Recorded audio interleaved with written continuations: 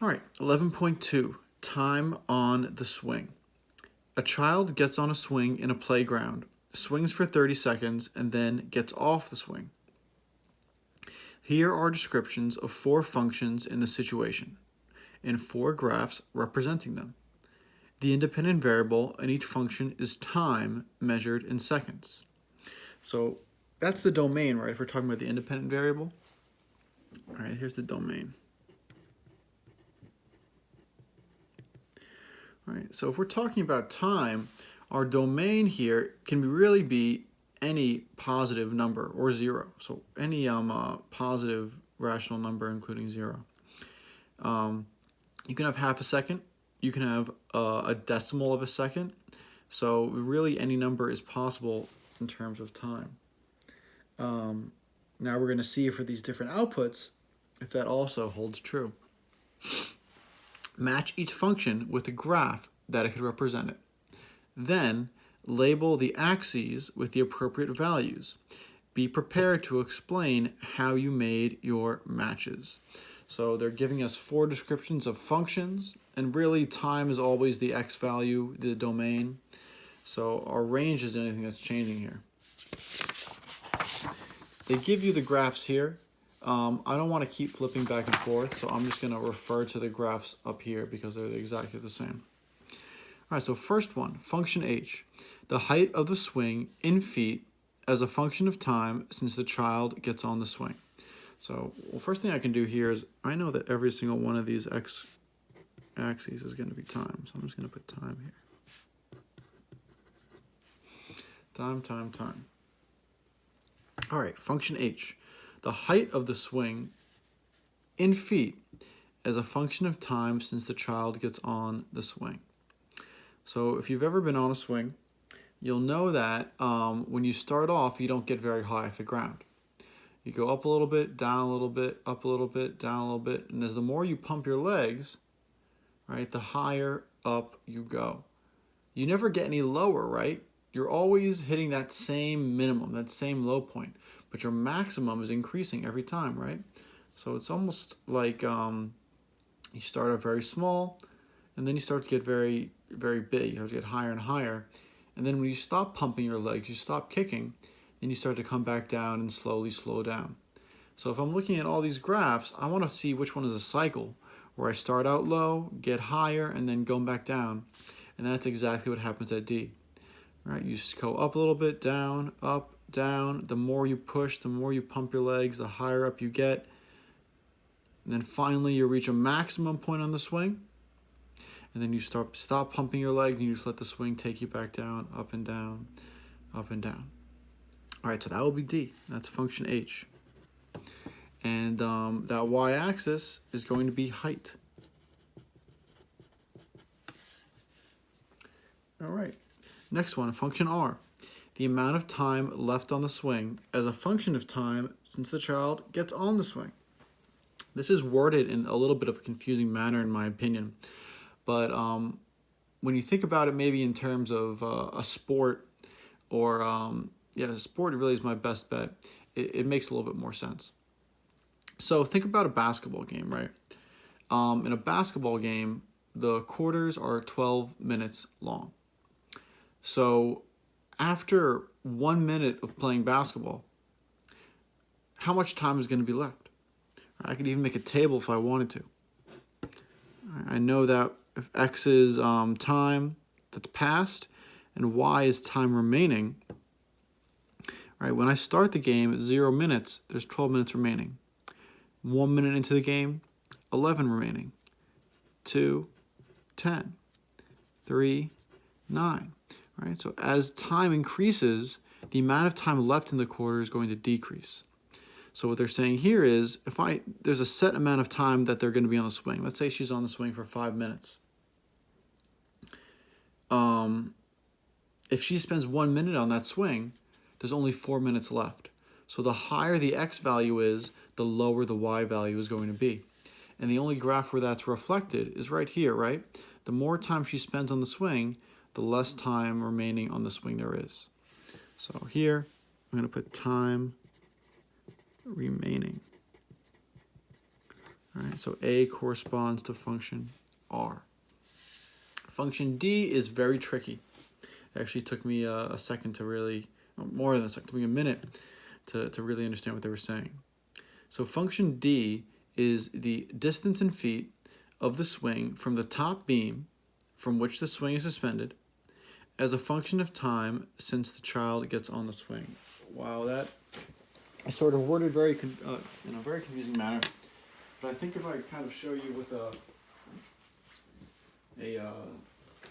real life example, it'll make a little bit more sense. So I've got my headphones here, and let's say that like this headphone is the where you sit on the swing, and where I'm holding it right up here, that's gonna I'm gonna turn it this way. Where I'm holding it up here, that's gonna be the high beam on the swing. What they're talking about, let me draw an example. If this is the swing set, all right, here's the seat of the swing, and then here's this high beam up here. So if you look at it from the side, where let's say this is the high beam, and this is the swing, right? The swing is going back and forth like this.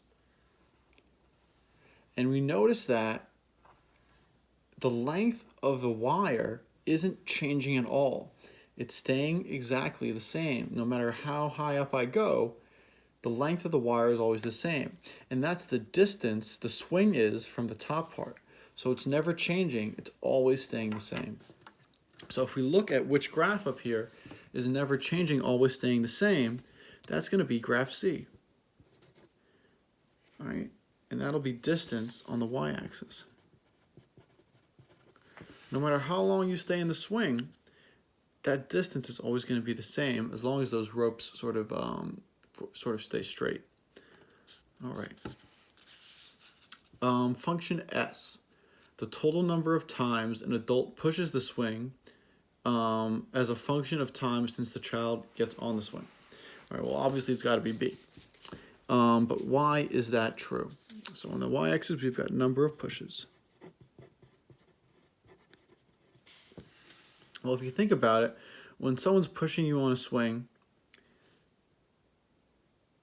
for that first second, they may not push you. They may let you, kick with your legs. Then after about a second, they're going to give you one push. All right, so that's going to bring it up to here, right? That's where 1 is on the y-axis. Why don't we have anything in between here? Well, when you push someone on a swing, I know maybe you could say, oh, that was a weak push or that was a very strong push. No matter how weak or strong that push is, it still counts as one whole push.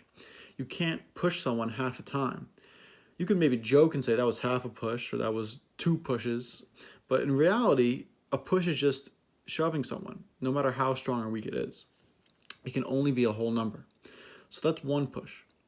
And as you'll see, the time between pushes starts to get longer and longer. That's because when you push someone on the swing set, you're starting to push them further and further away. And the further away you push them, the longer it takes them to come back to you where you give them another push. This is known as a step function. It sort of looks like steps going up somewhere.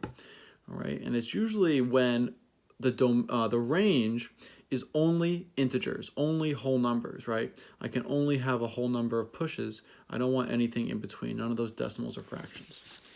All right, so now we've at least labeled all these. We know which one is which. All right, so on each graph, mark 1 or 2 points that, if you have the coordinates, could help you determine the domain and range of the function. Well, for my domain, I pretty much always know that I'm starting at 0, right? Time always starts at 0. So if I want to know my domain, right, that's like knowing the beginning and the end. What are all my possible x values? So for my domain at least, I'm just going to want the last point on each graph. Because I know I'm starting at 0, and I know that I have every possibility in between, right? Because I can have time that's a decimal or fraction. There's no value on this x-axis that's not included. So I just need the first value and the last value. Or really, I already know the first value is 0, so I barely even need that. All right, let's take a look at each individual graph now. Well, I know here from this value that my range, the minimum of my range, is at 0 as well, because the lowest point in the y-axis it gets to is 0. What other point would I need to know? Well, the maximum. This point up here, I would also want to know to determine my range. B. We also want to know our minimum value of the range. So I'm going to want to know down here, that's my minimum value. I know we're talking about pushes, so I know that I'm only going to want integers for my range. And that's going to end up here. I've already circled the maximum part of my range, so that's very helpful. For this graph, my range doesn't change ever. So if I know one point, I know them all. Lastly, for this one, I've got my minimum here, right? That's my minimum value. So that's my lowest point on my y-axis. So I also want my maximum. So I'm also going to circle this point here, because then if I know in between here and here, these are my min and max in my range, I know all my possible values. All right. So what would be a reasonable domain and range for the situation? I can't really do this activity with you online, so I'm just going to explain what I think would be reasonable domain and range. So let's say that this x-axis, our domain, is always going to be time, right? So let's say it's in seconds. And I'm going to say this is over the course of 1 minute. So for every single one of my graphs, my domain, and I'm going to write this as an inequality. It's going to start at 0, and it's going to end at let's say 60 seconds, right? Because that's a minute. So if you remember from our inequality unit, one way that we express inequalities is using brackets. So do I want to include 0? Yes, it's possible to have 0 as a time for my domain. Do I want to include 60? Yes, that's a very possible value for my domain. I can also write it as an inequality. Since we're talking about x is going in the middle, and I can start at 0 as my lowest x value, and 60 is my highest x value. So that's going to be the domain for every single one, so I'm not going to repeat that again. My range is going to be a little bit different. All right, so like we said here, we're saying that they're going to be on the swing for a minute. So when we start off, we're at 60. That's my highest y value. My lowest y value is going to be 0. So the domain and range for this first graph are actually exactly the same. Start at 0, go to 60, include both points. Or I can write it in terms of y. 0 is less than or equal to y is less than or equal to 60. Because it can be any number in between those two. Now here, it's going to be a little bit different. Now, when I want to talk about my range, we're going to use something called set notation. So set notation just means I'm going to list every single possible number that could be in the range. So I see 0, 1, 2, 3, 4, or 5. So those are all my possibilities for my range. For C, which one was this? This was distance from the high beam. Let's say that most swing sets, I would argue, are probably going to be around, say, 8 feet tall. Seems pretty reasonable. Maybe taller, you could have 10, but let's say this one's 8 feet. Well, that means my range is only one number. So again, I'm going to use set notation, and I'm going to say 8 is the only number that my range can be. It's the only y value for the whole graph. Now for D, they want to know the highest and lowest point. Well, I guess you could go about as high as the high beam. So let's say this is also, it looks like it's about 8. So I'm going to have that be 8. And then the swing is always a little bit above the ground. Let's say that's like 2 feet. So I can be any value between 2 and 8. So my range is going to be 2 to 8. Or using an inequality, 2 is less than equal to y, less than or equal to 8. All right, that's all for 11.2.